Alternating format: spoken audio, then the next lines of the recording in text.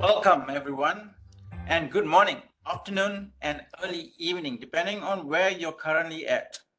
My name is Winston Thomas, and I'm the editor-in-chief for Studio Trends. And in today's forum, organized with and sponsored by IBM, we are going to touch on a hot security topic, zero trust.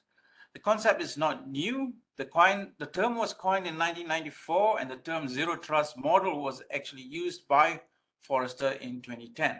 But it made words like perimeter-less security and never trust, always verify popular and part of our vocabulary. Today's IBM Zero Trust Forum is not just about technology. We are looking at what this really means to business leadership. So we have entitled it Decoding Cyber Threats, the Real Challenge to Business Leadership. Today, you'll hear IBM experts joined by a leading customer to show you why and how businesses need to start their zero trust journey and why the future is quantum. A few housekeeping rules just before that. We encourage all attendees to turn off their cameras for the duration of this session. This is to save bandwidth. Kindly mute your microphone if you're not speaking. The mute button can be found at the bottom left of your screen. However, we do want you to engage with us. So if you have any questions, please use the chat function at the bottom right hand of the corner. Also, do look out for those poll questions, which we want you to get engaged with. We'll discuss the results online and it will set the stage for the next preceding session. Lastly, please note that this forum will be recorded and shared with you post-event. Now, without much ado, I'd like to give the virtual floor to Mukul Mathur. He is the Vice President of IBM Security at IBM Asia Pacific and China, and he'll set the stage for the forum as he tells you why you should be worried about the next wave of cybersecurity threats. Enjoy, and Mukul, the floor is yours. Thank you, Winston, and let me add my welcome to all the participants. The IBM Zero Trust Security Forum that we are having today, we bring together a number of cyber experts from the industry and IBM to share our viewpoint and some of the data points as to what the threats are and how we can come together to mitigating and resolving those threats now and in the future. Over the past 1 year, we have seen that we've seen the evolution of the supply chain and the ransomware attacks gain momentum in scale, pervasiveness, as well as unpredictability. Now more than ever, it's important for both public and private sectors to come together and unite against the damaging impact these attacks present to all industries, government services, and to the general public. I thought I'll start the discussion today by sharing some of the data points that we have from the studies that IBM does in the market. So can we move to the next chart, please? These are some data points from two of the studies that IBM does. The IBM Security Threat Intelligence Report, as well as the IBM Security Cost of Data Breach Report from 2021. Let's go through some of these data points together. The first one is about which was the most dominant threat or attack that we saw in 2021. Ransomware continued to be the most dominant attack that organizations faced. Almost 21% of the attacks were ransomware. In fact, in those, REvil was close to about 37%. The phishing continued to be one of the prominent pathways that the attackers used to go and penetrate into enterprises and disrupt the operations. Close to 41% of the attacks had phishing as the pathway for entry. If you look at the nature of data breach, 72% of the data breach related to customer related information or privileged data information to clients, credit cards, personal information, etc. So clearly the attackers are not just going for inside the organization business data, but going after the customers of the businesses. And if you look at what does it cost to the company, the cost of data breach report. An average cost of data breach is in 2021 was about $4.24 million per breach. This was about 10% higher across from 2020 across the globe. In fact, in some parts of the world like Australia, this cost of data breach actually went up almost 30% on an year-to-year basis. So clearly the cost is much higher. And the number you see here, $401 million, this is the cost of the data breach for a mega scale attack, something which disrupts close to about 50 to 65 million records. This again went up by about 10% on an year-to-year basis. And then, we also saw an increased number of attacks on the OT devices that are accessible through the internet. And as organizations, automate and bring OT online or give access to some of their devices for managing over the internet, we saw that the number of attacks in this space went up almost 2,000% plus. So this is a little bit of profiling on what the attacks were and how they were coming in, and what kind of cost of recovery did it cost the companies. On the right hand side, here is a view of which industries were most impacted. And for the first time in 2021, we found that manufacturing was more impacted than even the financial services. Now, one thing that the COVID epidemic taught us is that supply chains are very vulnerable, and clearly the attackers also discovered that point. So it's no longer just about disrupting data and sharing data or trying to monetize data over the dark web, but now we see a significant increase in attacks that go into the customer's business, disrupt the supply chain, disrupt the ecosystem, and create more issues for companies to recover, as well as increase the cost of operations. If you look back at the Colonial Pipeline attack that happened, by the end of the year, the cost of gas actually went up by about 10%. Right. So once they start to disrupt the supply chains, they are able to create a lot more difficulty for the companies. And the cost of data breach report also told us that it takes on an average about 287 days for any business to identify and contain a breach. So it's not, I mean, if there is a breach already in the system, there's a good chance that some businesses may not have still identified it at all. And that kind of goes back to the point that Winston started with on zero trust. So one of the principles that we talk about is assume breach. And so look at how will we go and recover from that. And then the last data point here is around the fact that the significant amount of digitization and movement to cloud that companies are going through, bringing a lot more assets onto Linux-based platforms in the cloud, hybrid cloud environments. And so clearly the attackers also started to increase their focus and attacks on Linux-based platform. And you could see about 146% increase in the Linux ransomware on a year-to-year basis. Okay. Can we go to the next chart, please?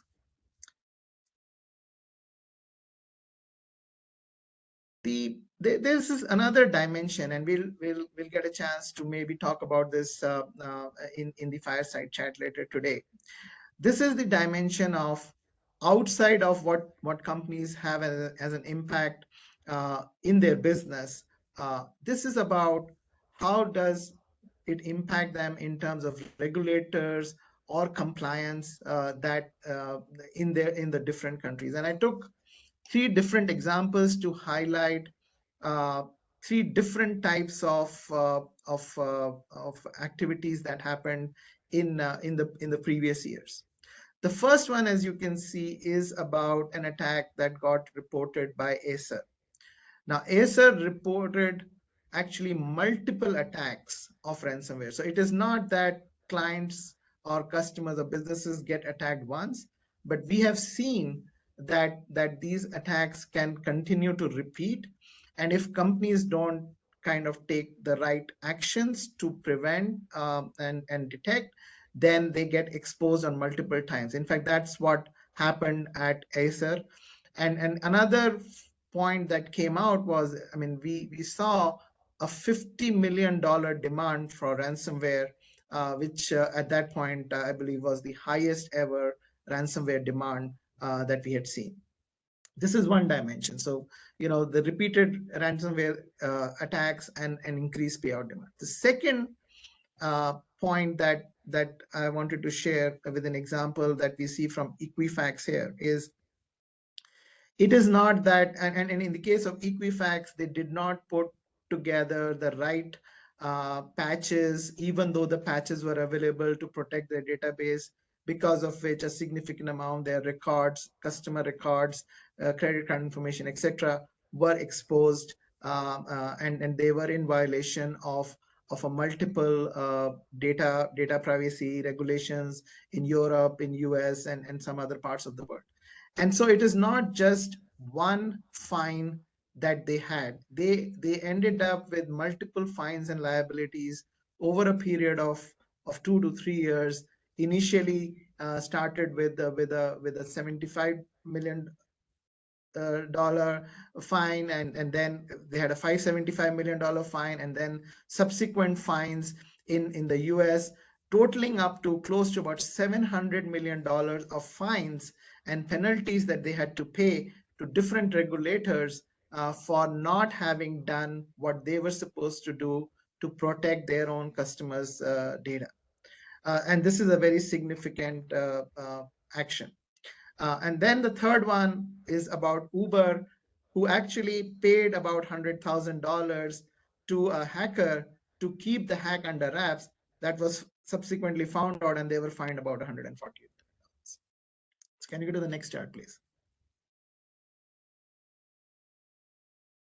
And so, if you think about it from a future perspective, we have seen, this is a extract from a Gartner research report, which kind of says that in future, organizations, when they look at partnerships, when they look at business associations, they will start to look at the assessment, the cyber risk assessment of their partners in a big way. It will become one of the primary determinants, because if they are not well protected, then the original company's data can get exposed, and they could be liable to penalties. In fact, the emergence of security rating schemes, etc., are all in that dimension. We will also we've also seen increased activity from regulators, to see how they can come out with regulation and compliance norm that basically ensure that companies have the right set of security for the data that they're using. So let's go to the next chart.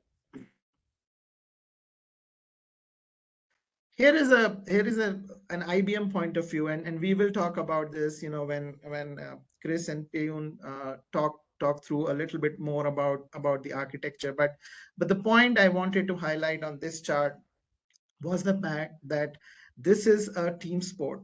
It requires us to look at it right from the point of services on advising, as well as designing a right security system and architecture, operational framework, and then using the right set of technologies, as well as implementing them on an open platform so that you can use different set of tools and technologies and still have a common pane and window to manage the overall security landscape in your organization. Particularly the fact that you have data in the new world, which is not just inside the perimeter, but on the cloud, shared with clients, with suppliers, with ecosystem, as well as your own employees have access from different points, it becomes important to have a robust architecture.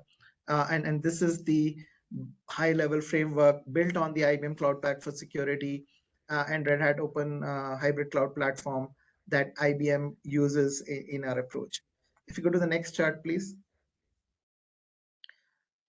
One of the things, other than the fact that we need an open platform and a large ecosystem for us to work on, is the fact on automation. And given the speed of the attacks, given the intensity of the attacks, it's very important that we have a very strong AI platform and AI infused technology. We at IBM obviously leverage a lot of Watson expertise to not only discover, detect, but also filter and evaluate the different threats and events that occur, so that we can focus on the ones which are real and then leave out ones which are not. In Asia, I mean, this is a global setup expertise that we use and run. We have close to about 5,500 plus security experts across the world in 130 countries. In Asia Pacific itself, we have 5 R&D centers in Pune, in Bangalore, in India, in Singapore, in Taiwan, in Gold Coast, in Australia. We have 2 SOCs in Bangalore and in Sydney, and we recently inaugurated the Cyber Range Hub in Bangalore, which is an Asia Pacific facility for our clients to come and look and test their incident response and their threat management playbooks in a simulated environment. So we have these expertise, and we look forward to working with our clients and our partners to bring this expertise on the table. With that, I kind of with that framework, I kind of want to move on to the other parts of this discussion. I do have the privilege of having one of our eminent clients and experts on cybersecurity on a fireside chat with me. I will introduce him in a bit. But before I do that, we just wanted to run a small poll. So if I could pass it back to Winston and the organizing team, if we could run the poll question, please.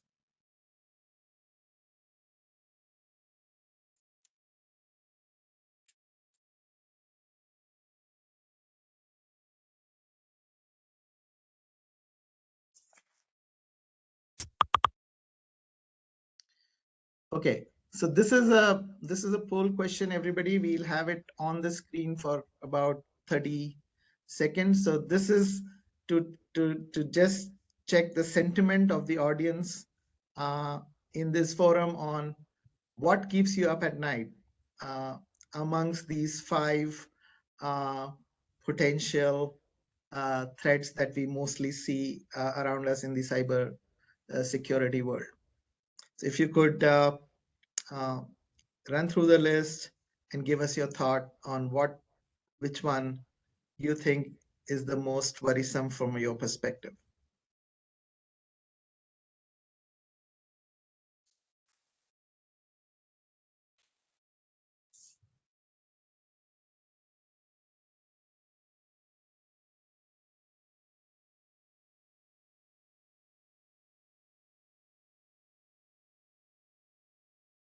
Okay. Yeah. Can we close the poll now? Okay. Let me just see.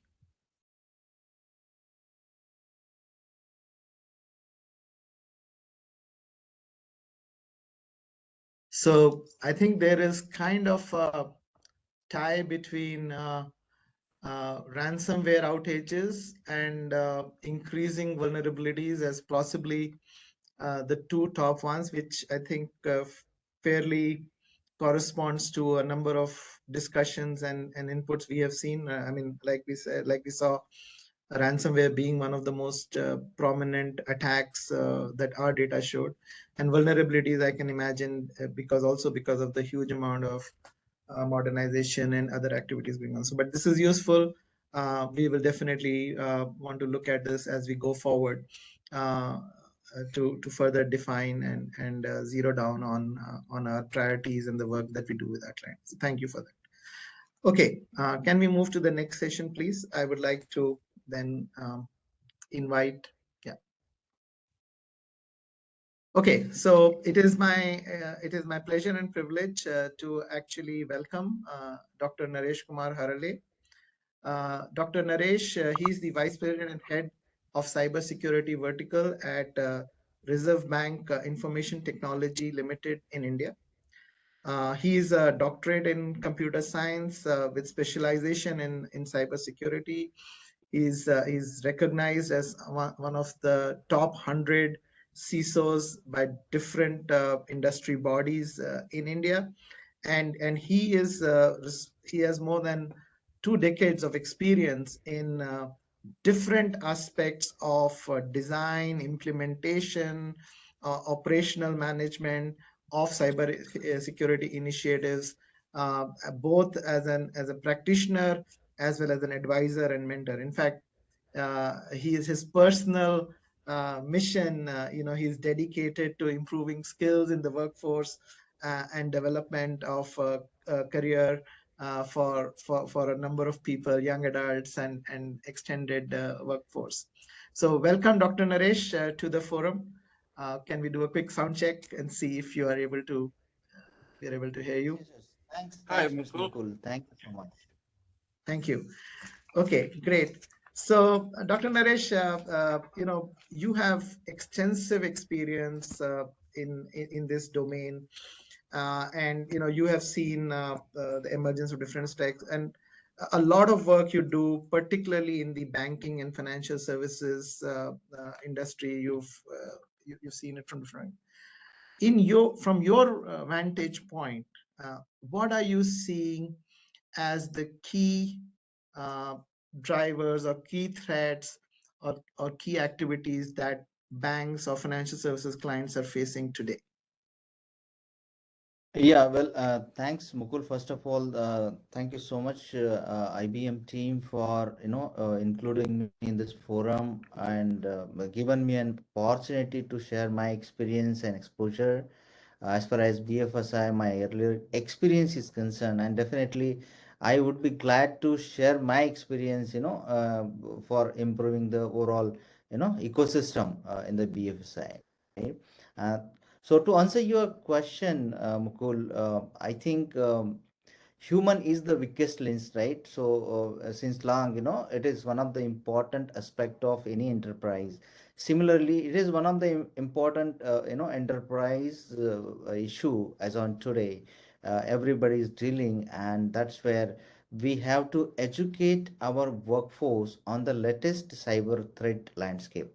And the modus operandi, especially because very crafted emails coming to the senior CXOs and the the operational business process teams, so that is what is happening. And definitely the BFSI sector is keeping their workforce at the being a front runner. They're educating continuously, but we have to ensure that they're completely updated with the latest cyber threats, especially the cyber crimes, cyber frauds, right? How customized social engineering emails being crafted and sent to them, and they are unable to identify it's an a spam mail, or it's very crafted, it is unique to, it's a very customized emails coming to them. So that is one of the section where everybody should focus, human improving the skills and the awareness, info security awareness, data security awareness,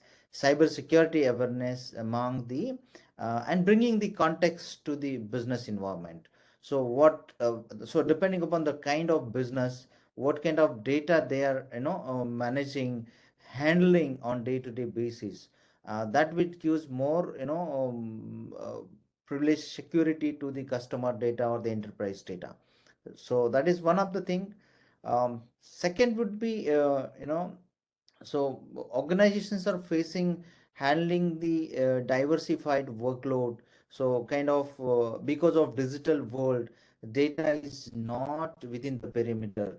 So the earlier, the kind of secure walls and the mods kind of architecture is been transformed, and perimeter is extended across cloud, and hybrid environments are getting created. So applications are deployed across private workload, public workload, and no more, I mean, they are constrained within their own data center. So perimeter is extended, and identity is one of the new perimeter.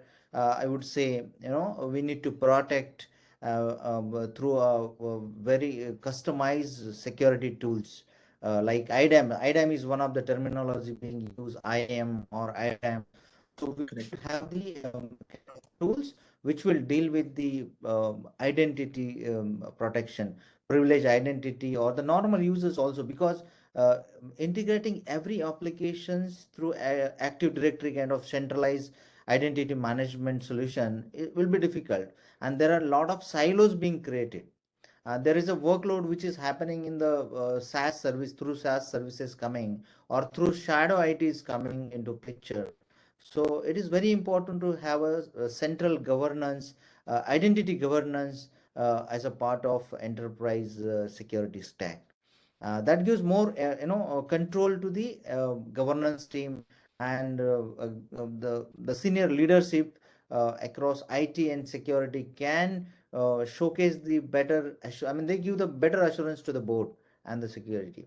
So that is one of the another topic which I would like to touch base.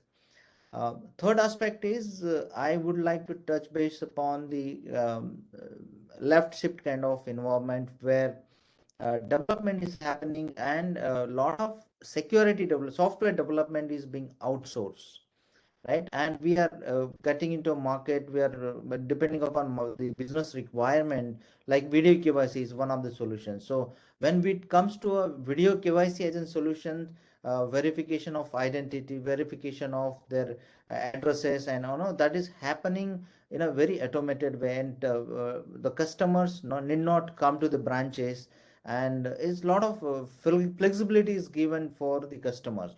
But same time, we are adopting the next gen softwares which is coming with lot of open source stack, right?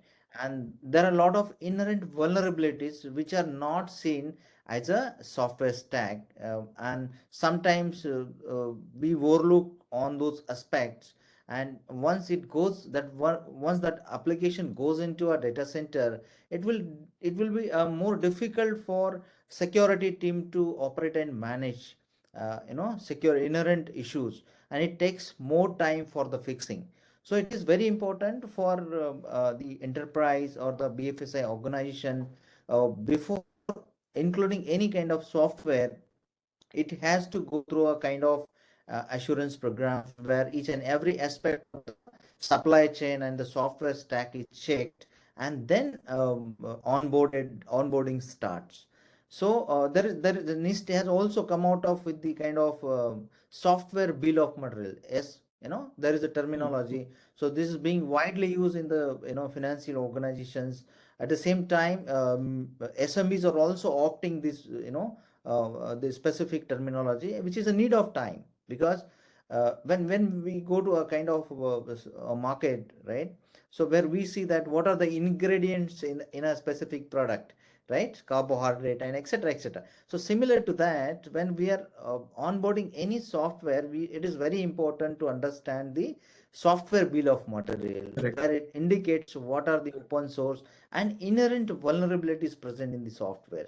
At least we should be well aware about it, what we are onboarding, right? What we are bringing to our the ecosystem, and how it's going to impact in the long term. So that is the third. And zero trust, of course, zero trust is a need of time. It is not our specifically, it's not a product, but zero trust is nothing but we have to keep verifying on a continuous basis.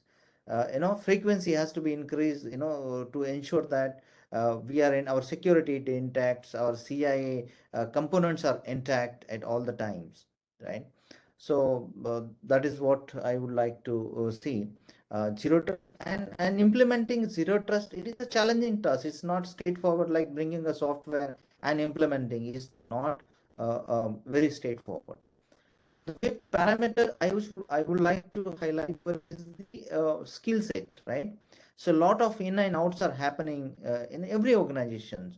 So it is very important to keep active monitoring through a latest tools and technology like a behavioral analysis part of it, right? What data is going out, what data is coming in, nature of data, right? Sensitivity of an data that needs to be monitored very closely. So data governance or data security life cycle needs to be looked upon, and involving the various tools like DLP as a solution. It is there for a long time. Now the adoption is happening towards the IRM kind of tools, information risk management, and that is very particularly when we are outsourcing the critical functions, business function, to our third party partners. So it is very important. So how my data is being managed in a different phases of life cycle. So data at rest, data in motion, right? Data in use, right? So all these aspects are important, and it should be controlled. At least it should be visible to an organization or the senior leaderships how my outsourcing is happening, and data is being managed and secured at different levels. So these are the various aspects, and skill testing is another aspect, because every organization as of today, especially the BFSI, so I would say that they have a defense center or the security operations center, but the skill set and the kind of hierarchy they are using, it is, I mean, looking at the current 2022 or the way forward challenges, the cybersecurity threat landscape, it is not adequate. So it is very important to see that our team skills are tested on regular basis through the red teaming and blue teaming kind of exercises. It is very important. So not only for the ground peoples, but at the next level people, right? Senior management, the people who are involved in the, so whenever any security incident happens, they don't know. I mean, there are very insufficient documentation present. Documentation is there, but those documentations and the processes are not tested very holistically, right? So that needs to be checked on regular basis. So readiness on the disaster part, it is very important from cybersecurity or handling the impact, during the disaster, how we can come to a normal position, as early as possible. That totally depends on the preparedness. Yeah. So these are all the high level points, sir. I would like to No, share. this is very insightful. I think you covered very different dimensions of the transformational agenda and the risk because of that, and the skills as well. One thing I wanted to check with you, as you've seen, over the many years, of course, this is important for businesses to do it because it's their data, it's their information. But how have you seen the regulatory or the compliance requirements change over the period of time? I mean, and what do you think? How would the future look like in terms of regulatory compliance in your expert view? Yeah. Yeah, so my view is very simple. So compliance is one aspect to an enterprise. So compliance is not a protection. So sometimes we are compliant to an regulators, or it could be a SEBI, or it could be RBI, or so compliance is one aspect of it, but it doesn't mean that our enterprise is secured in all sense. So compliance is not protections. We should look at that. So we should also look at the various. So I mean, the enterprise must look at the risk-based approach, right? So rather than augmenting just the security stack at the different level, just adding tool and tool. So it is very important for them to understand what are the risk areas depending upon the kind of business and the spread and width of and business. They need to look at various aspect of the enterprise and look at the risk assessment part. And it is high time for an organizations or enterprises to look at the cyber security posture, right? I mean, how those security controls are configured, because uh, ROI comes when we use the product to the maximum level. Wow. Okay.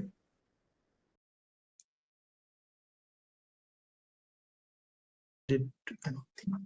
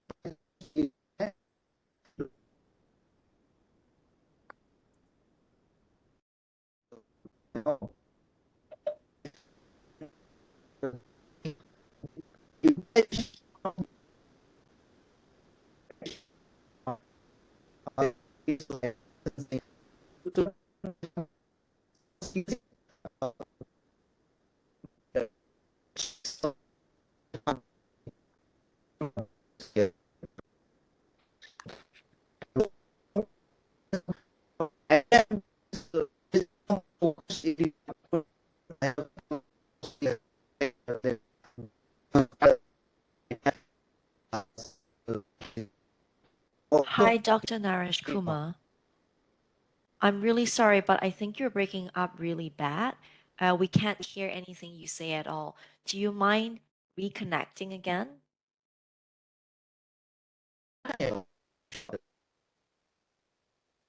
I'm sorry, I really cannot hear what you're saying. So maybe you can try disconnecting and connecting back online.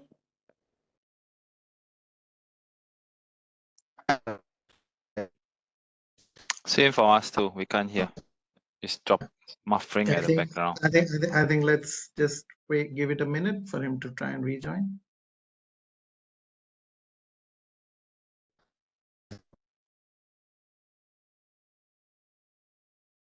Mukul, just wanted to add while we are waiting for Naresh Kumar to join in. What are the key points just now you was talking about, especially the way we should not be looking at compliance as the only way to protect? What are your thoughts? I think he made a very important statement. He said compliance is not protection. And I think the point he is making is that compliance is essential but not sufficient for you to be totally protected. So you could tick mark all the boxes that a regulator wants you to do, but you could still have, I mean, like the aspects that he identified, if you have not skilled your people well, or if you have not tested the vulnerabilities in the new applications that you're going to onboard, or you have not implemented all the required IDAM kind of privilege access management type of initiative, then you, even though you may have tick marked all the compliance requirements, you are still vulnerable, and you would probably still get into regulatory trouble because you've kind of in a way given regulators confidence that everything is very solid, but that's not really the case. Yeah, that's a good point. And the other one that you mentioned was skills, right? That's one thing that was focused on. And just wanting to look at it from a different perspective, how important is it nowadays to actually partner with someone with deep skills, like say for the IBM or with the deep heritage that you have, as well as the facilities? I think it is mission critical. I think it is essential, because in this space, I mean, unlike any other technology, there is an attacker. There is a third party who is constantly going the next level and constantly, if I could use the word, innovating for the wrong reason. So you need to have partnerships. You need to have teams on the technology side of the equation first that can outwit or outpace all of those elements. So that's one dimension of the skill. But I think what Dr. Naresh was referring to was the user or the business dimension of the skill, because still at the end of the day, if you click on the wrong links, or if you expose a password or an access inadvertently, then you would become the point of failure for a very secure done environment. So not just you need the partnerships on the technology side, but internally also you need to have a significant amount of refresh on skills of the users as well as the developers. Okay, good. Yeah, any thoughts while we're waiting for Naresh Kumar on the poll? I know we had a quick look at it, but I think that was the last option that was quite surprising because I thought people would choose other options as well. Yeah, no, I think it is consistent on because the niche, and particularly in our part of the world, we have seen ransomware being really very dominant, and a lot more we hear about it every day. And also, I wasn't surprised to see on the vulnerabilities part because a lot has happened in terms of digital transformation. Uh, so and some of it may already have gaps or vulnerabilities which we may not know, companies may not know, so they need to be checked and tested. And then whatever proactive steps we put for the future, that still needs to happen. But I think there is a lot, as they say sometimes, we don't know what we don't know. So that's where companies need to think about. So I was not surprised that was one of the second most concerns. Yeah. Okay, can I ask Dr. Naresh Kumar to connect? I'm sure, I think you're back. We would love to see your face. Yeah. Dr. Naresh, can you hear us well now? Yeah.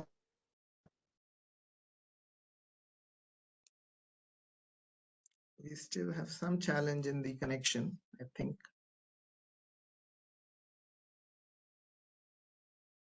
Okay, that was a question though.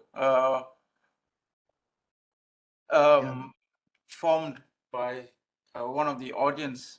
Is like, if we can hire physical security teams, can company hire reputable cyber experts to secure and train and tie the KPI to attack reduction? Has that occurred, Mathu? People I think KPIs. this is a very interesting question. So one element of this question is, can we hire security experts to secure and train? I think the answer to that is yes. As you hire people, and that would not be one time and you can do it. But the second part of the question, I would want to think about a little bit. When you say try their KPI to attack reduction, they are not the ones attacking. Somebody else is attacking. These are third-party players. I don't think anybody inside the organization or even a service provider to the organization has any control on the number of attacks that could come.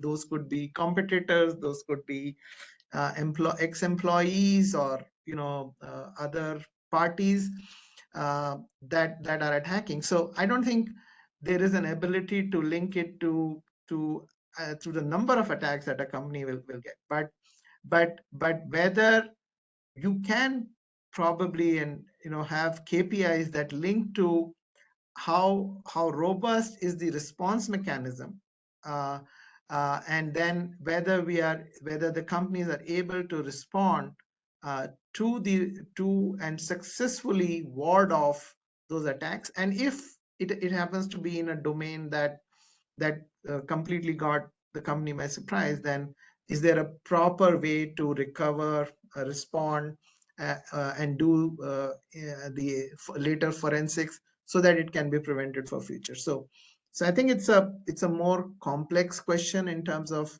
the KPI, but not sure if it can be linked to the number of attacks. Yeah, because that's an external one.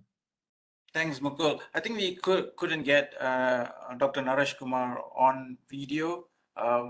We will still try. Thanks, Dr. Naresh Kumar, for trying as well. But we'll just move on to the next session. I think we have an interesting and if one. he joins in, then I have one more question I want to ask him. So maybe if we have time, we'll try to do it towards the end. Yeah. Okay. Okay. Ma- Yeah, sure. Maybe we'll move on to the next session. Thanks.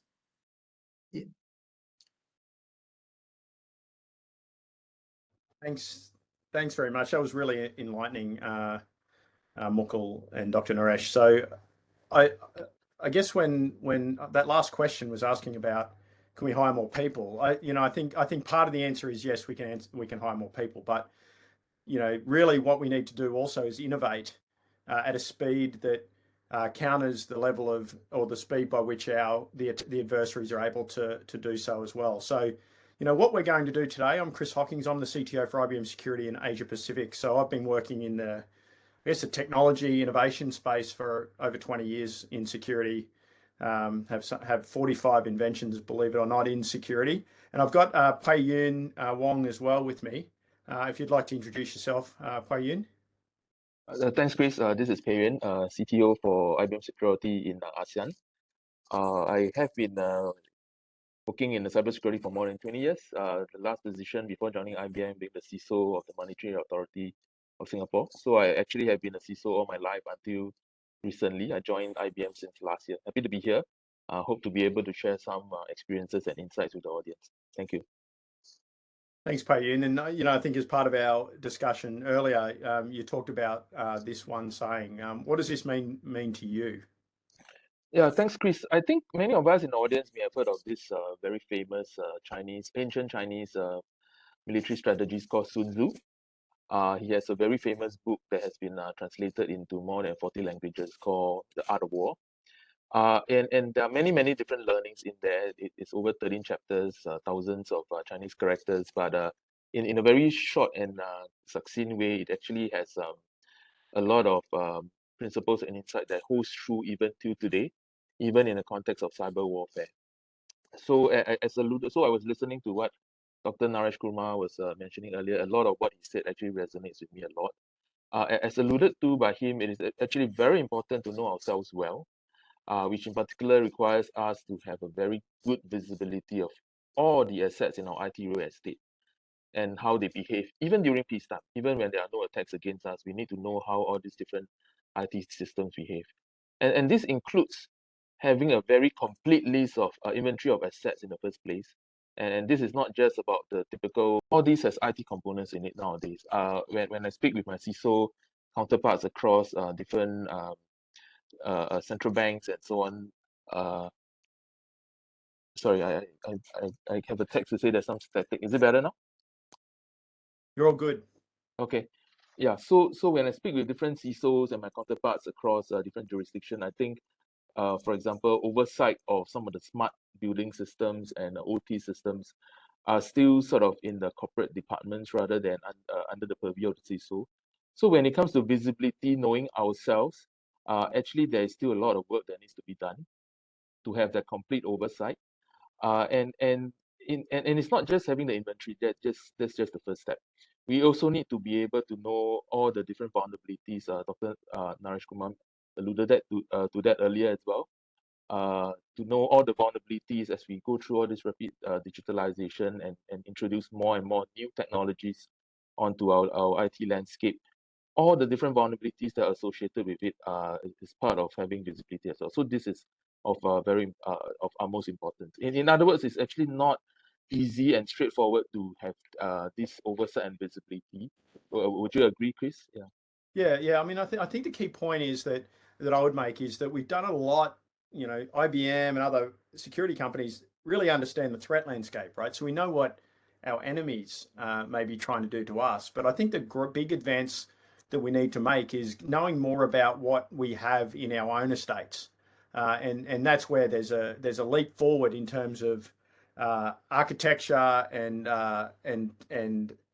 analytics, really, to implement the notion of zero trust. And I think Dr. Naresh said earlier, and he summarized it well. It's about continuous verification. And that's the big leap forward. Whilst we've been doing least privilege for some time, right? Setting policies, attestation periodically. The leap forward is really in being able to make decisions faster, closer to where those decisions need to be made, in order to respond, which is the assumed breach piece at the bottom, right? So and whether this is at the overall security program level, or is it down in a tool or a cloud environment or a database or whatever it might be, this evolution is going to start to speed up the way that security is done. And I think if you go back to the question being asked, we have to speed up, and we need to do a number of things in parallel to do that. And if we talk about I guess our clients globally and in the region, on the right hand side, we're talking about transformation of environments and practices and processes. But there's three core areas, and actually Dr. Naresh talked about these three distinctly in his discussion.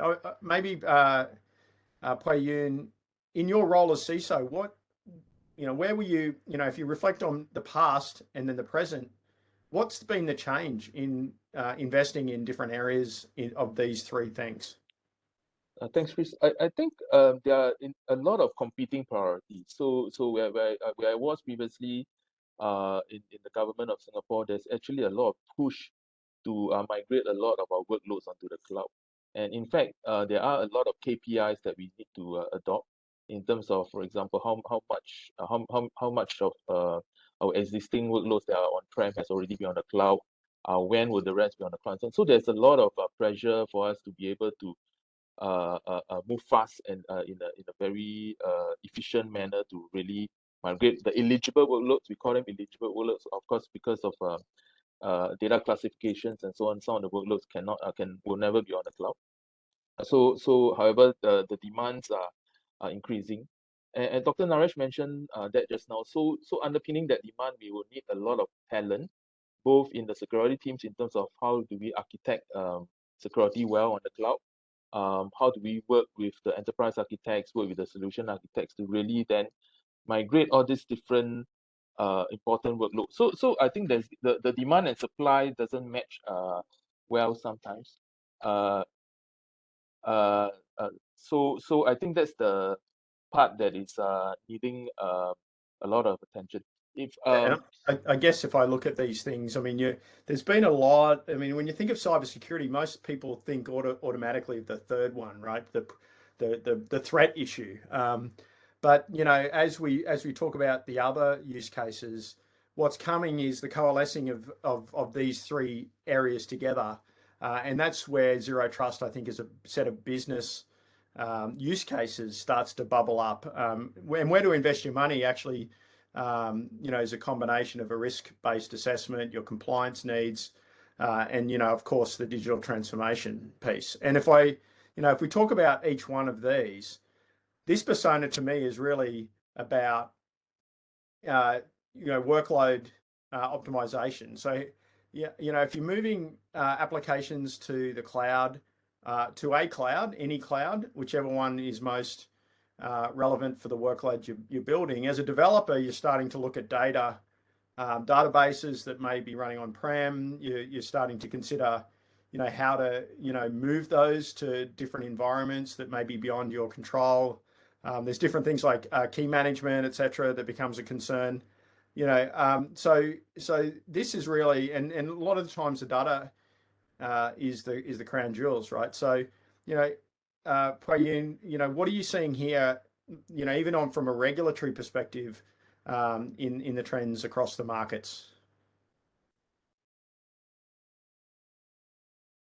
Sorry, give me 1 second because I got to change my location just now for a short while. Sorry, just give me 1 minute to. No problem. Yeah. So what we're seeing in always working from home, we've got or wherever you are, we've got the remote access piece. But my observation of this area is that it's becoming a much more of a focus than it's had before because of the digital transformation that is happening, and governments, regulators are really. Whilst we've had GDPR and other laws, and we've had health related laws looking at data and PII, I think organizations are now realizing that they're differentiated. Their organizational secret sauce to how they go to market is contained in some of these data stores. And with a trend being towards crypto locking and even ransomware that destroys data, this is really a concern for clients. So from an end-to-end perspective, the context around data really needs, the first phase is really to find where that data is across your environment that you may need to protect. The level of encryption, and we're going to hear a little bit from Tomer later about advances in encryption that we're seeing. So do you need to protect this data in transit or at rest or in the application? The third one is, if you do move some of this to as a service clouds, how do you then monitor that? So this is about a continuous verification process as part of a zero trust. So this might be least privilege, continuous verification, and then respond to threats. So if something bad does happen, what should I do about it? And even the Australian government more recently put out a paper asking for industry feedback as to where, and what focus they should place on compliance as well. So governments are asking for input in terms of where they should drive compliance regimes as well, because a lot of the expertise in this area are in organisations like ours and yours as well. I don't know if you're back. I'm back. Sorry. Yeah. So if I may just add on to what just Chris has said. In some countries that we have seen, particularly in Singapore and Germany, for example, there's even now this concept called sovereign cloud.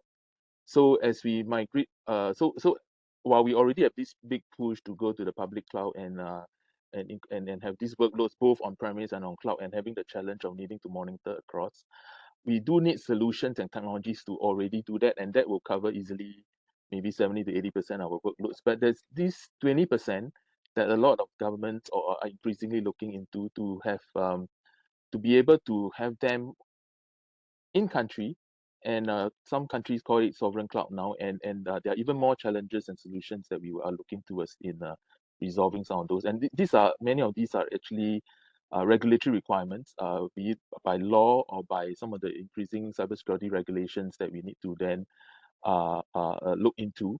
I think in some of the organizations that we've been working with, for example, in the Cybersecurity Agency of Singapore, in the Home Team Agency of Singapore, for example, there are different discussions that we are looking at to really see how to resolve some of these issues in being able to monitor the increasingly sophisticated threats across all these hybrid environments, such as, for example, in the SolarWinds attack. We all know that it actually started off on-prem and then slowly start to migrate into a cloud environment. How do we detect that before they even are able to move on to cloud? So challenges surrounding this are bound. So I think we really need a lot of solutions and technologies to look into this.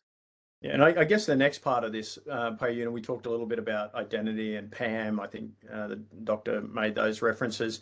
And depending on your organization, on the right-hand side, there's a consumer identity piece, or citizen, or your client piece, which is all about delivering trust, so that people will return to your site, that they don't have to visit your physical centers anymore.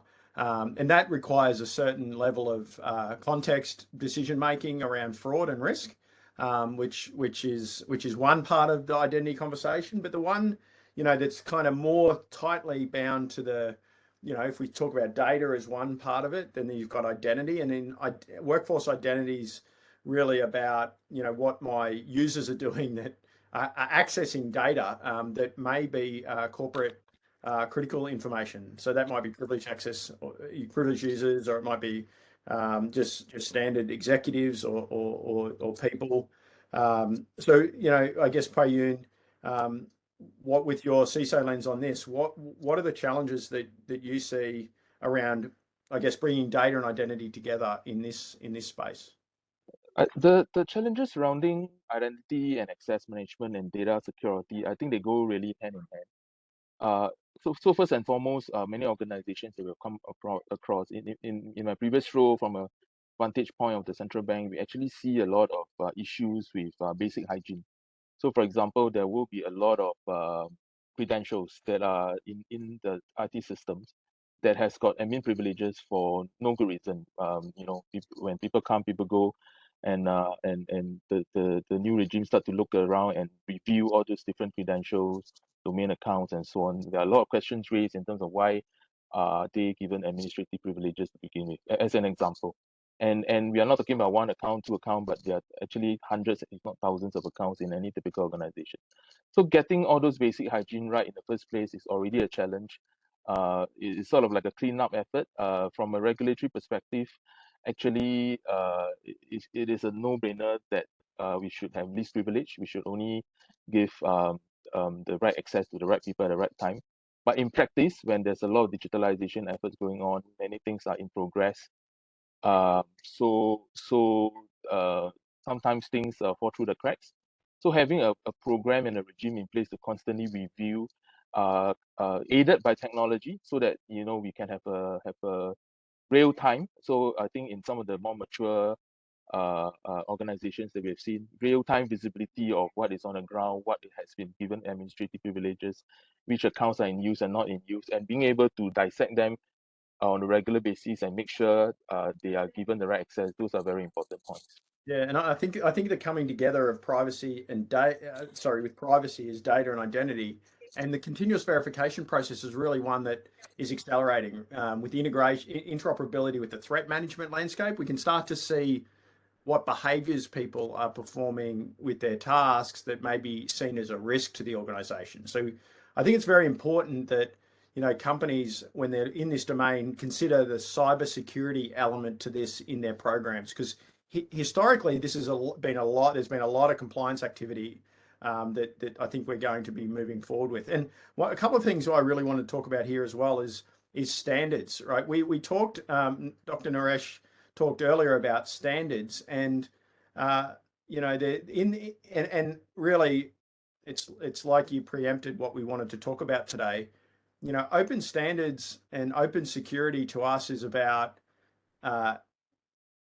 addressing some of the challenges we all have, whether we're vendors or clients or ecosystem, so that we can enable interoperability, right? And that's a very important statement, because interoperability, and when you talk about software bill of materials, defining that, when you're talking about installed products inside of clients' environments, some of the challenges we're working on is attempting to build open standards that allow those tools to work together without you having to do any engineering work. And so if you go back to the question again at the beginning, which was, can we throw more people at this problem?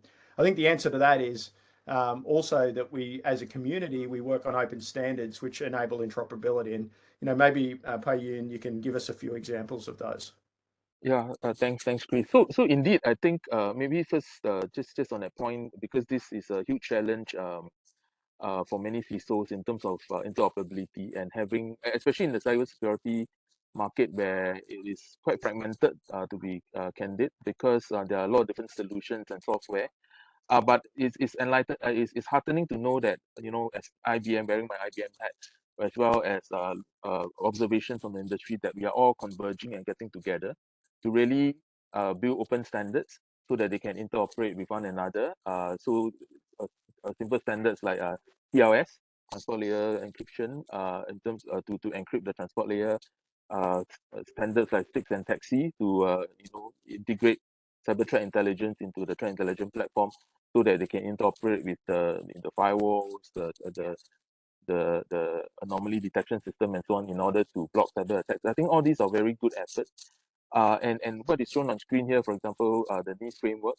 I'm now wearing my IBM hat. I am actually also very happy to see that we are working with Nist on the zero trust framework, and having real life examples of how we implement zero trust in practice, not just a concept, but really having different solutions in an environment that allows all the different systems to work together.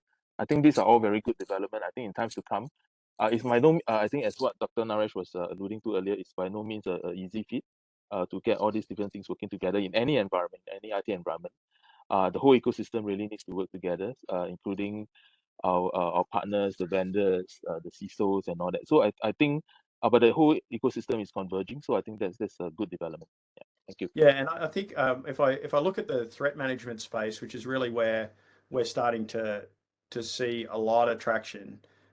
We've seen it before with sticks and taxis with threat sharing, but we've been working on a whole lot of open standards to break through in the security operations function. Endpoint or SIEM or network detect and respond, and then you've got things like data security and identity.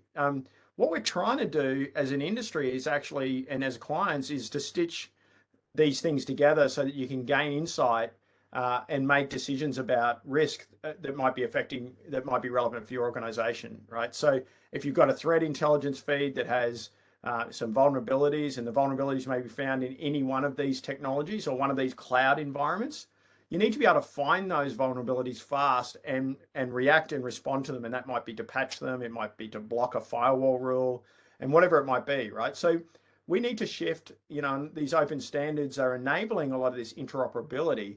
And if we can start doing that, what it means is that we can start enabling threat mitigations before they become an issue inside of your own environment.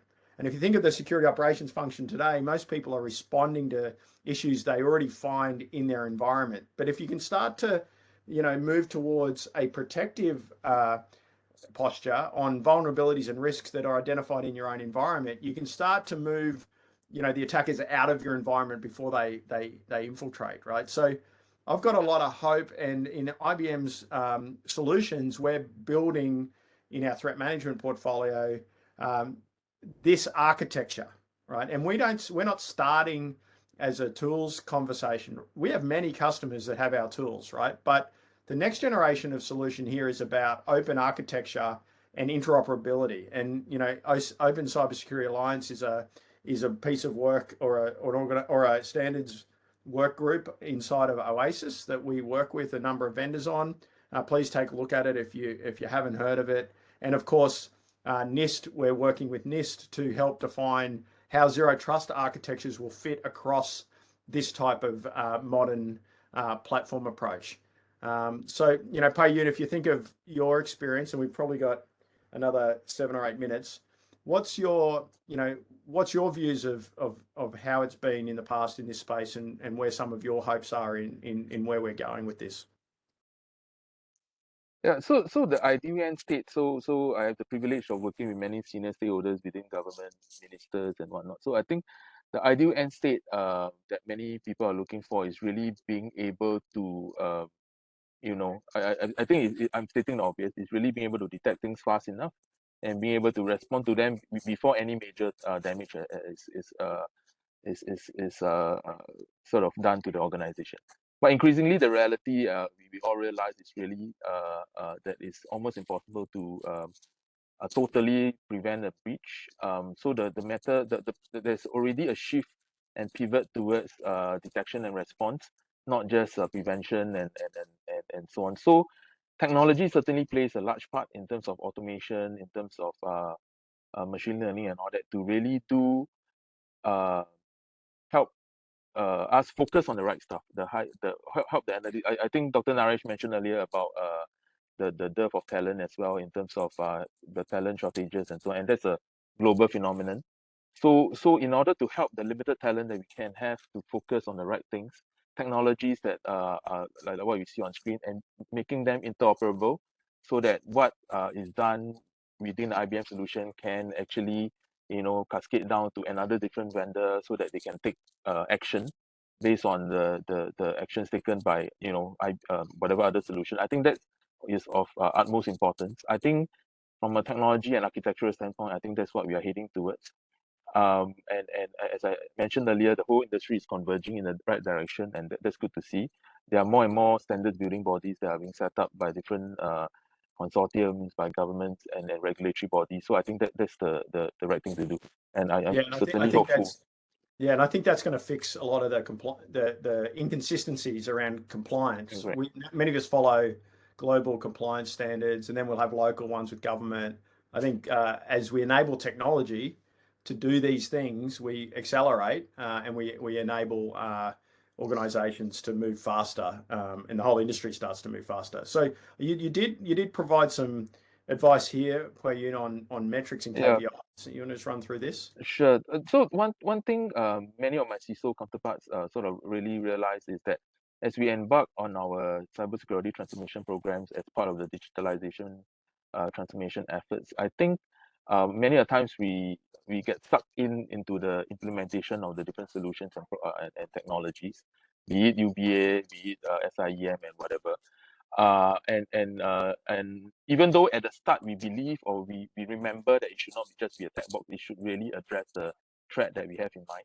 But as we get sunk into the day-to-day operations, project management, project steering committees, deadlines to meet, bosses to answer, I think after a while we get lost in that and forget whether the solution is really meeting the needs or not. As an example, we have come across banks, for the matter, who started off well to implement a privilege access management solution, but along the way it becomes just another solution with a nicer UI, with a nicer report for people to go through. But the tons and tons of privilege accounts that I mentioned earlier is still there at the end of the project.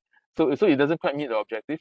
So I guess maybe this is a quick summary on this slide. Is really what I wanted to emphasize is to have measurable metrics and KPIs to map to the original intent of what we set out to do, and have a governance process. I think Dr. Naresh mentioned that, as well as have a governance process to really track this on a regular basis to make sure that we are always meeting the intent of what we set out to do. Yeah. And what I've shown on screen just is really a few examples from Forrester. There are many examples that are around as well. Yeah. Can we move quickly because we are running on time? We're finishing up. This is our final slide, Mukul. So, and then we'll go to the.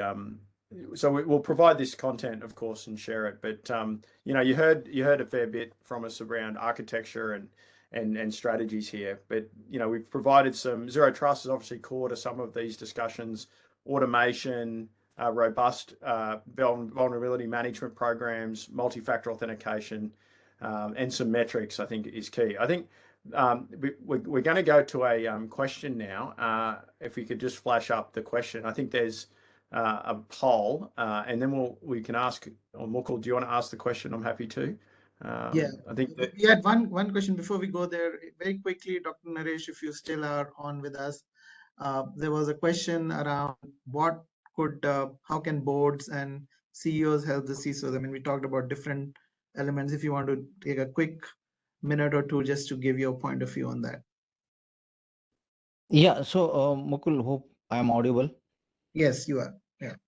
Yeah. So thanks again including me in the forum. So basically, so I strongly feel, basis my experience in the last 22 years in the industry and working with various regulators and working with the various top BFSI organizations. So I strongly feel that I mean, basis my experience, I have identified the 10-point agenda. So where primarily focus on the application security lifecycle management. That is primarily the application security engineering, where SaaS test and the threat modeling plus the open stack analysis has to happen, because we are more and more getting dependent on the third party supply chain management. Second point is the IDAM. Of course, IDAM is, I mean, in long runs, IDAM will be the primary tool which will help us to bring entire application portfolio and manage the identities better together in a, so it's a part of identity governance probably. The third point is the data governance part, so where data privacy, data security is very coming closer. Chief data officer, chief privacy officers, these kind of roles are flush in the market, and it is a need of time, right? So sometimes this particular area is hybrid in nature, where the same person will be handling the privacy and data governance, or sometimes these roles are different, but data governance is very important, ensuring the privacy and the data security. So IRM tool is one of the solution. data leakage prevention, and I think our experts also touch base on the data classification is another area needs to be focused to improve the data security program. So that will definitely help. Fourth is brand is going to be a more and more important and prevalent in this age, and cyber threats are creating problems on day by day. So we have to ensure that our brand value is also protected, because which is also damaging the share market and is directly impacting some way, you know. So it is very important for us, the board and the CXOs, to monitor the brand value through surface area monitoring, perimeter security monitoring, through and there are various services. Of course, IBM is also one of the key player to provide the dark and deep security solutions, primarily along with the RSA and Isologic and so on. So that is the 4th point. Fifth point, which I would like to touch base on the risk posture assessment part of it, right? So whatever investment so far we have done as a part of cyber security stack needs to be revisited, and that would help, definitely help to, you know, invest more in this area. So in which area needs to be focused? So I mean, because it is a risk-based approach. If risk identity governance is completely missing today, so probably primarily CXOs and, you know, board needs to focus on that area. So that analysis will definitely help us how we are secure, in which areas we need to improve upon, and so on. Sixth point will be the zero trust model, which is adapting. Almost bigger entities are adapting. They have already started the journey. Micro segmentation, identity governance is one of the component to the zero trust. So holistically, we all have to look at the zero trust model and adopt it in a best possible way to ensure we are getting secured across all the domains of cybersecurity. So SBOM, we talk about it. Nist has already come out of it. It's a Nist software bill of material, which is very important from OpenStack perspective.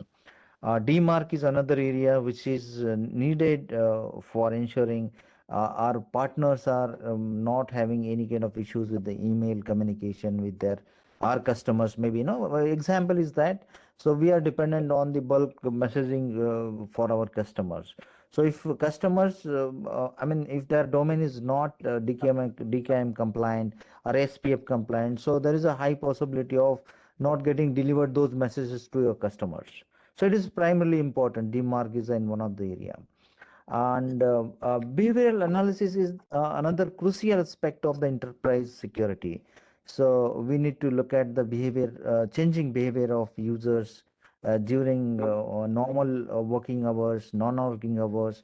Sometimes they are on the notice period. So how to monitor their behavior, what data they are taking out, and how it's going to be impacting to our organization in long run. So that is the 9th point. And next generation SOC is a critical piece. I mean, everybody's talking about next gen SOC. SOC is already there. So to some extent, they've got matured in terms of processes across the monitoring and incident response and investigation and forensic. However, it is time to look at the automation part. Like SOAR is one of the technology. UBA is another technology. Or NBAD is a third technology. There are threat intelligence platform. It is time to you know, aggregate the threat feeds and disseminate that information across all the security stacks. So that's how, I mean, I think this is a 10-point agenda, definitely help our senior members to drive, and that will empower the security task force across the enterprise. Thank you. That's all, Mukul. Thank you so much. Thank you, Dr. Naresh. Really appreciate your insights. So back to you, Chris. I think I've just got to hand over to Tamer now. We're just going to have one last poll question, but maybe as the poll's up, and please have a think about this one, Tamer. You can get started with a fascinating topic, by the way. I can't wait to hear about it. So over to you, Tamer. Thank you so much. Grace, could we put up the first slide? Thank you. Quickly introduce myself. My name is Tamer Abu Ali. I lead the APAC security practice, and today we're going to talk about an interesting topic called post-quantum cryptography and to really understand your risks and your options. So going to the next slide where you see the famous ATM, the IBM 3624. So the reason I'm talking about this is what has been done in the financial sector, all really started a long time ago. This is the IBM 3624. It was the first commercial ATM. It used something called DES, or the Data Encryption Standard. A lot of people are not aware, however, but IBM created the Data Encryption Standard back in the 1970s. It's what we call a symmetric cipher. It is the same key that is used to encrypt and decrypt information. It's fast, it was simple, it worked for many years, and we believe that it was good enough at that time. However, as computers advanced, around 1998, a group called the Electronic Frontier Foundation built what's called the DES cracking program. And what that program did was to break DES keys. So back then, when we thought, okay, that was the end of it, no more safe financial transactions and the beginning of the apocalypse, what we did back then was to make DES 3 times stronger. And what we created was triple DES. So everything went back to normal. This is around the year 2000 is when I first became personally interested in cryptography and how we use it in order to solve business transactions. And back then, around that time when we created triple DES, this is when banks began to take a look at, how do we migrate and how do we manage those keys? How do we create a key hierarchy using triple DES, or the new triple DES standard? So for the next couple of painful years, many, myself and technology companies and standard organizations, we looked at how to figure out how to migrate to this new crypto standard to protect financial transactions. And I'll get into a little bit more about public key crypto systems just to provide a quick review. However, the important part is this, and the lesson learned is this. What we didn't know was that someday, somehow, once again, we would be embarking on the same challenge. Computers would continue to advance, and what was created was even more powerful computers called quantum computers. And theoretically, with enough qubits, quantum computers would be able to break the same ATM crypto systems that we just upgraded and migrated to 15 years ago. And this is what we call now the post-quantum crypto era, and the challenge that many organizations will now face, which is how do we migrate, how do we address quantum computers in a post-quantum era. Moving to the next slide. So before we get into the post-quantum crypto era, just a quick review of what a public key crypto system looks like, or what a public key cryptography looks like, and why businesses and people use it globally, and why it's proliferated and enabled our ability to communicate and have transactions and secure transactions. It all starts with, how we explain it, is all starts with Alice and Bob. Alice has a secret message she wants to tell Bob, and Bob wants no one to know what that secret message is. So they use what's called public key cryptography.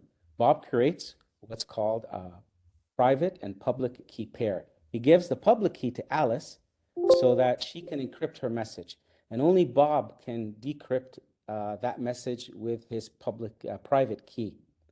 This is what we call a one-way function, meaning it only goes one way.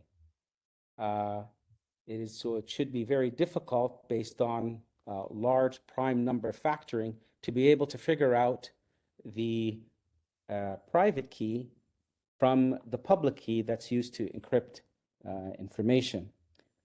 Now, moving to the next slide. Now, I know we just finished talking about telling you how quantum computers will eventually be able to break the traditional cryptography, such as public key cryptography. But we're not actually at that panic point yet. We are at the starting point.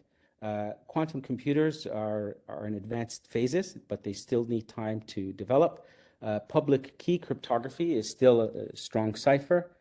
And just to give you an indication, assuming a standard desktop computer, 2.4 megahertz to 3 megahertz, 4 gig of RAM, it takes about 4 to 5 billion years in order to break a public key based on 2048-bit key size.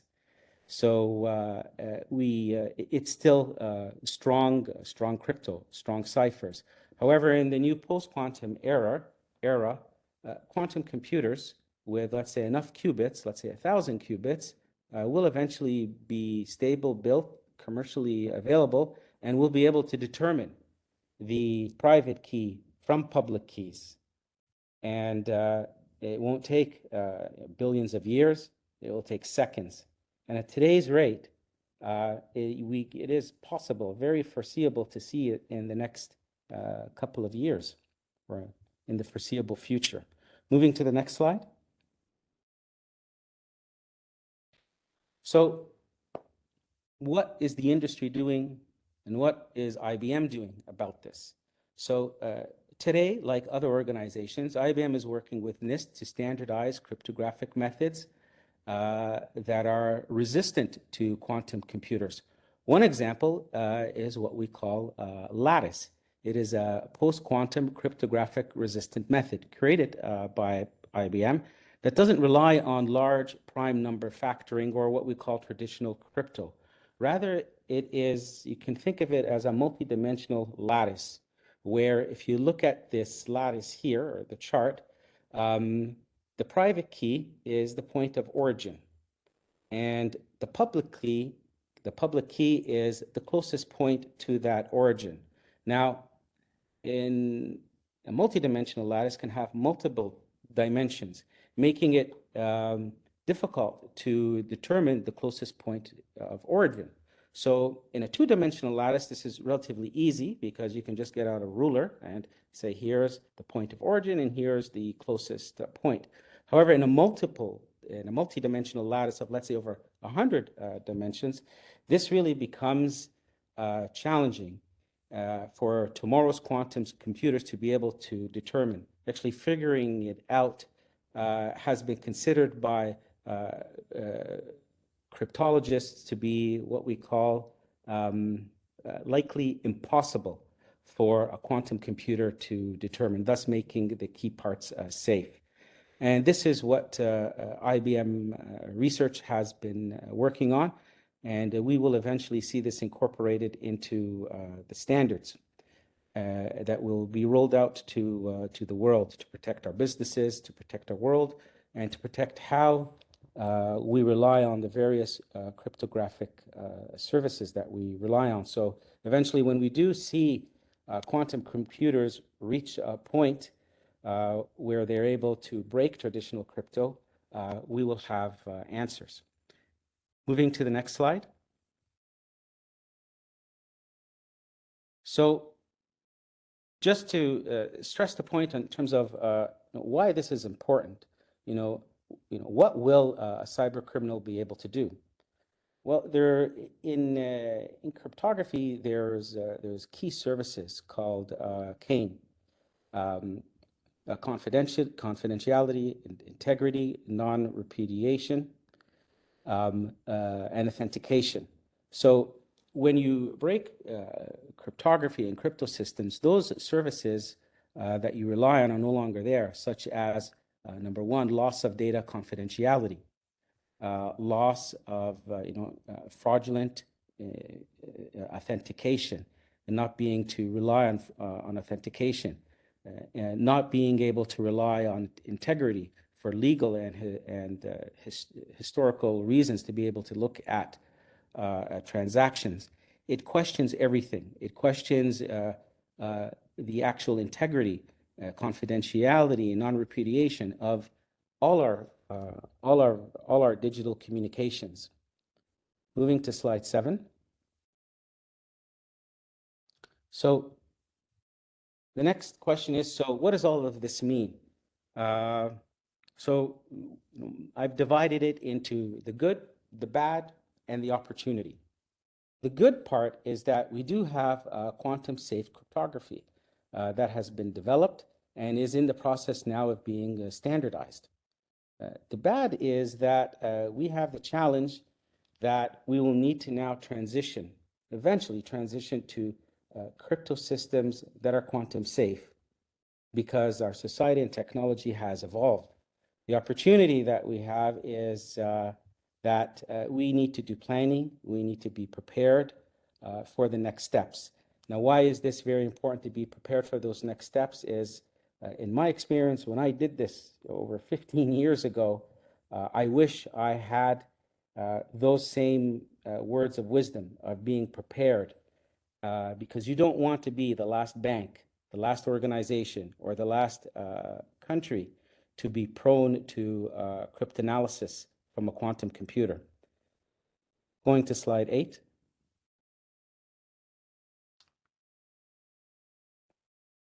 So what do you do? How do you start?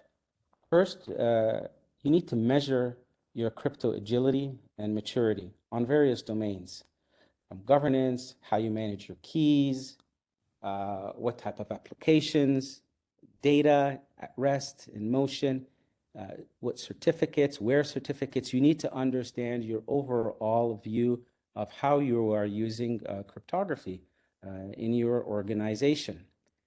Moving to slide 9. And then you need to really understand this from an agility perspective. So what do we mean by agility?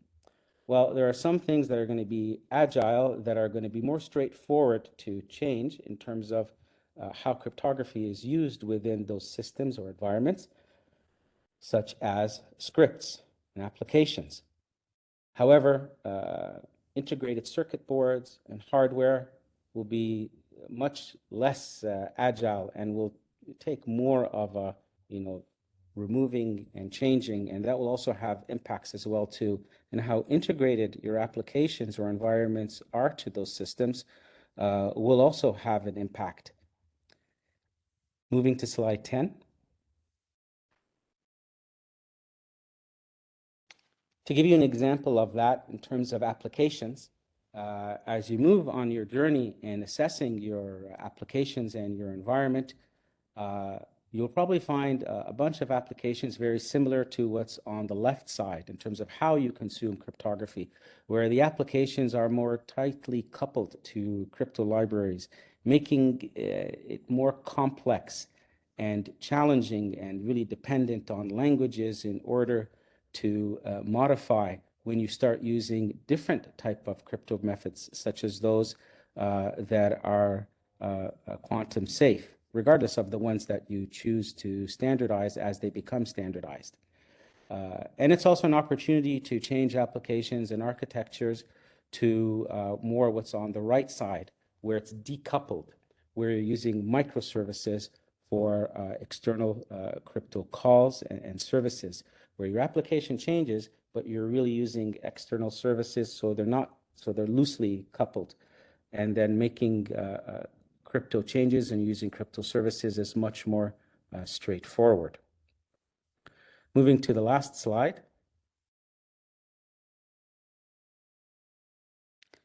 So, how does this look like? What's the approach for this? There's always an approach on how you do things.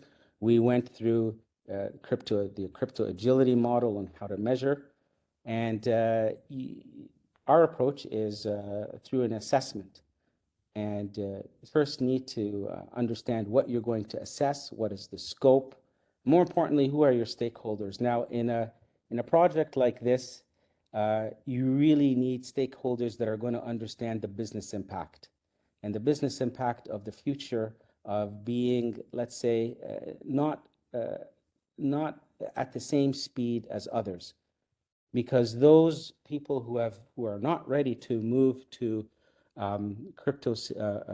quantum safe methods and protocols are going to be the ones that are going to be the low-hanging fruit that attackers will look at, either state attackers, non-state actors, different types of actors. So you don't want to be the lowest hanging fruit. It will take a requirement to discover, to take a look at all the crypto systems, the assessment, understanding the applications, not just the applications, but the architecture of those applications. You're going to have to do what's called the current state assessment. And you're going to need to envision, what is the future state going to look like? How am I going to change the applications? What am I going to need to understand from a hardware perspective as well too? When the actual crypto system and protocols become available, that will be one component.